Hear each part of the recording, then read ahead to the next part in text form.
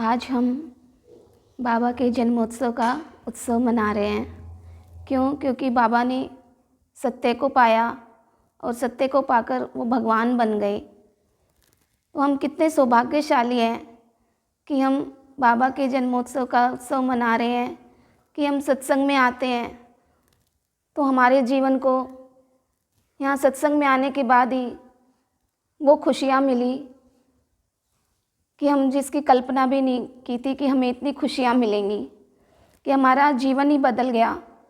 हमें हमारे जीवन को जीने का तरीका आया कि कैसे हमें जीवन जीना है।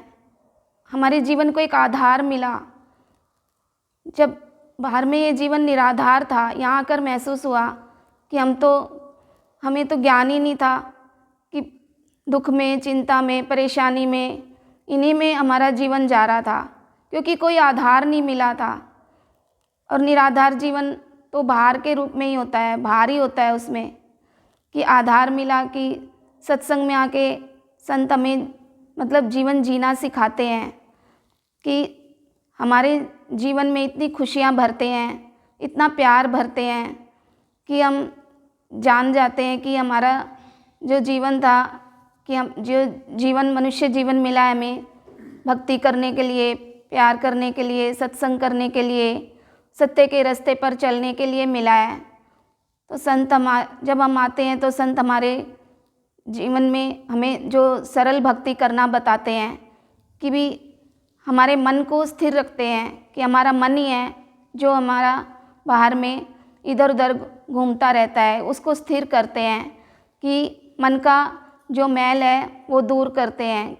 कि जैसे बाहर में हम स्नान करते हैं तो हमारा शरीर साफ होता है, तो हम कहते हैं कि हमें रोज़ स्नान करना चाहिए। ऐसे ही सत्संग में आके हमारा जो मन का मैल है वो धुलता है। कि क्या मैल है हमारे मन में, कि बुराई करना, निंदा करना, क्रोध करना, ईर्ष्या करना, किसी को दुख दे देना, गलत व्यवहार करना, बदला ले लेना, यही है हमारे मन में मैल।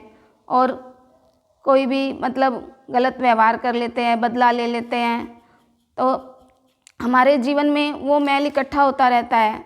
लेकिन सत्संग में आते, जब हम रोज़ सत्संग में आएंगे तो हमारे वो मन का मैल गुरुदेव की अमृत वाणी के द्वारा, भाव के द्वारा धुलता रहता है, वो साफ होता रहता है।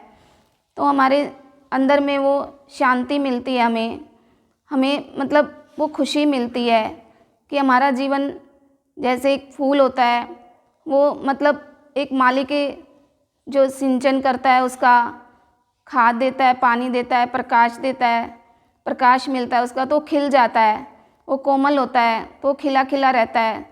तो सत्संग में आके भी हमारा जीवन भी एक फूल की तरह हल्का बन जाता है मन, कि हमारे मन में कितना भार था, कितनी परेशानियां थी, वो अब लगती नहीं, कि हमें एक आधार मिल गया गुरु का, कि जो भी परेशानी होती हैं हम उनको बताएं। कोई भी स्थिति आई, विपरीत परिस्थिति आए, तो हम अब दुखी नहीं होते, कि अब भगवान अपने आप संभाल लेंगे। उनको पता है कि क्या स्थिति आई, क्या नहीं। तो हमें विपरीत परिस्थिति में भी खुश रहना आ जाता है, कि ये अब भगवान करेंगे जो करेंगे।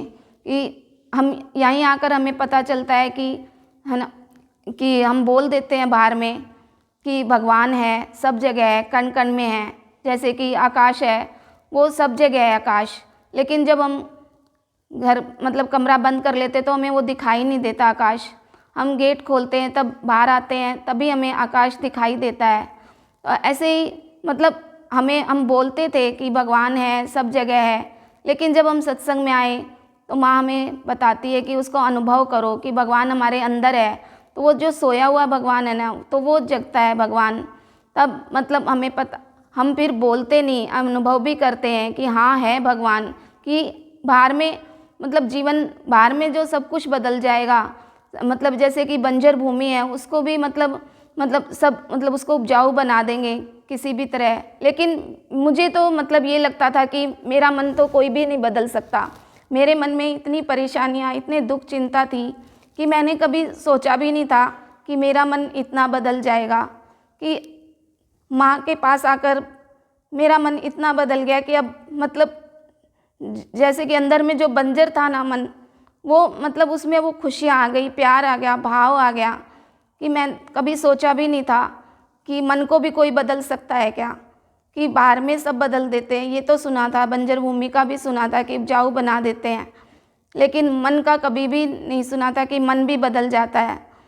तो माँ के पास आकर मेरा मन इतना बदल गया कि अब मतलब जो मन में जो अभाव थे, ईर्ष्या थी, असत्य के रास्ते पर चल रहे थे, बुराई के रास्ते पर चल रहे थे, किसी की भी मतलब निंदा कर देते थे, कभी भी असत्य बोल देते थे, तो उससे अब पता चला कि इन सब के करने से तो हमारे कर्म खराब होते हैं और हमारा मन मतलब इन्हीं में लगा रहेगा, तो हमारा जो मानव मनुष्य जीवन पाना है वो सार्थक नहीं होगा। सत्संग में आके ही हमारा, अगर हम गुरु की आज्ञा अनुसार चलेंगे, सत्य के रास्ते पर चलेंगे और हमारे मन को एक जगह स्थिर कर देंगे, एक आधार लेंगे और उन्हीं को अपना सब कुछ समर्पित कर देंगे, तो हमारे जीवन में वो खुशियाँ बनी रहेंगी। और मैं भी यही प्रार्थना करती हूँ बाबा गुरुदेव माँ से कि मेरे अंदर कोई भी मतलब कमजोरी का भाव है, मैं जब भी मतलब कई बार मेरे मन में कमजोरी का भाव आ जाता है तो उस कमजोरी के भाव को दूर करूं। और मैं सत्संग में जो भी मुझे मतलब मैं सुनती हूँ, जो भी मतलब यहाँ पर आकर मैं जो भी भाव गुरु माँ से सुनती हूँ, वो भाव मुझे मतलब स्मरण रहे और मैं सब में मतलब बताऊँ कि मुझे मेरे जीवन में जो खुशियाँ मिली हैं वो सबको मिले जब सत्संग में आए।